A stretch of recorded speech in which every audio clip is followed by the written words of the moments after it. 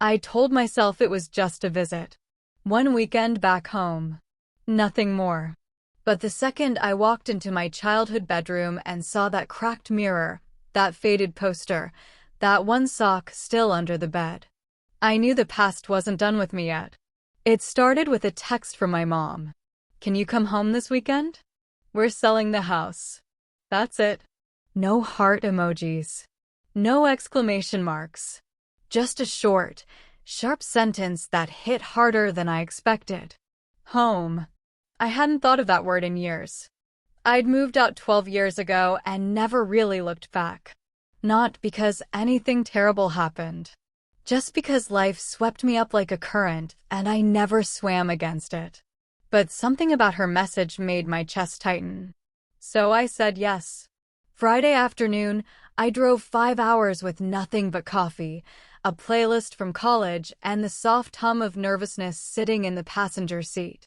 The moment I turned onto our old street, it felt like time folded in on itself. The same maple tree stood tall in the front yard, branches still reaching for the sky like they had when I was 10 and climbed them barefoot. The mailbox still leaned slightly to the left. The driveway was cracked in all the same places. But the house looked smaller. I parked, stared at the front door, and waited for the wave of emotion I thought I'd feel. It didn't come. Not yet. Mom greeted me with a tired smile. Her hair had more silver in it now, her eyes softer around the edges. "We're only keeping what fits in the new condo," she said, hugging me. "So whatever you want to keep, pack it now." She didn't say take your time. She knew better. The house had already been sold. My old bedroom was exactly how I'd left it. The purple walls had faded into a soft lilac. My posters still clung to the wall with aging tape. A cracked mirror leaned behind the door. The closet smelled faintly of vanilla and teenage secrets. And under the bed was one lone sock. I sat on the edge of the bed and stared around the room. It was like opening a time capsule. Every corner held a version of me I'd forgotten. The girl who wrote poetry no one ever read. The one who cried into her pillow over boys who didn't notice her, and later, over girls she was afraid to tell anyone about. I opened the bottom drawer of my desk and found the notebook. The one with the lock on it. My old journal. I didn't even hesitate. I broke the lock. April 16th, 2008. I think I'm in love with Aaron. But I can't tell anyone. Not even Mom. Not even myself. My throat tightened. I read page after page of a girl trying to understand herself, trying to feel seen in a world that only offered invisibility in return. I whispered to the air, "You were so brave." Even when you didn't feel like it. I kept reading. Some entries were funny. Some were angry. One just said, "I wish I was different." That night, Mom made pasta and we ate in the living room, like we used to on Fridays when Dad was alive.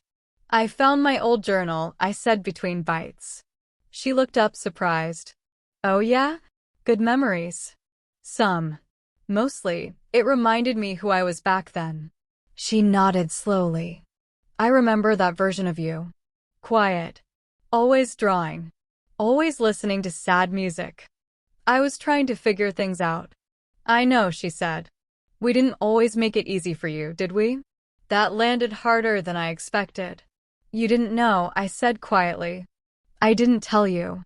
She looked down at her plate. "Sometimes I think I did know. I just didn't ask the right questions." Later, I couldn't sleep. So I went outside with a blanket and sat on the porch swing. The wood creaked the same way it used to. The wind rustled the trees, and I closed my eyes, letting the memories wash over me. I saw myself and Aaron at 15, sitting side by side on this very swing, knees brushing, hands too afraid to touch. I heard our laughter, hushed and nervous. I remembered the letter I never sent her. The one I kept folded in my desk drawer for years. I went back inside and found it. Still sealed. Still untouched. I opened it. "Dear Aaron, if I were braver, I'd say this out loud. I'd tell you that I look at you like the moon, beautiful and too far away. That I replay our conversations like songs. That I wish we could just hold hands in the daylight. But I'm scared. Not of you. Of everything else. So I'll fold this up and keep it safe. Just in case. Love me. I sat on the floor of my bedroom, clutching the letter, my eyes wet, my heart full of something I couldn't quite name. Grief? Regret? No. Nostalgia. Packing the rest of the weekend felt like digging through a dream. I found my childhood blanket. The one I couldn't sleep without until I was 12. I found drawings I did in 3rd grade. Letters from my dad. Old CDs burned with playlists like For When You're Sad and For Dancing Alone. Every object was a story. Every corner of that house was a chapter. And I wasn't ready to close the book. On Sunday, just before I left, Mom handed me a box labeled Elena, Do Not Toss. Inside was my old camcorder. I didn't even remember owning it. But when I played the tapes, I heard my own voice, a young, breathless, full of wonder. I watched videos of me and Aaron dancing in the backyard. Me reading bad poetry to the camera. Us singing into hairbrushes. And then, a clip I'd never seen. I was 16. Erin was holding the camera. You have something to say, she teased. I looked at the camera and shrugged. Yeah, I'm in love with someone I'm not allowed to love. And I'm saying it here so I don't forget I once had the courage to say it at all. Then I smiled. I hope future me gets it right. The screen went black. And I broke. But not in a bad way. I cried until it felt like something inside me finally exhaled. Before I drove off, I took one last photo of the house. Then I texted Erin. I found her number years ago. Never used it. But I sent her a picture of the porch swing and wrote, Do you ever think about that summer? She replied 10 minutes later. All the time.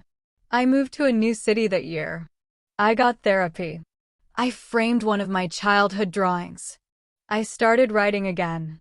And sometimes, late at night, I play that tape of my younger self. I hope future me gets it right.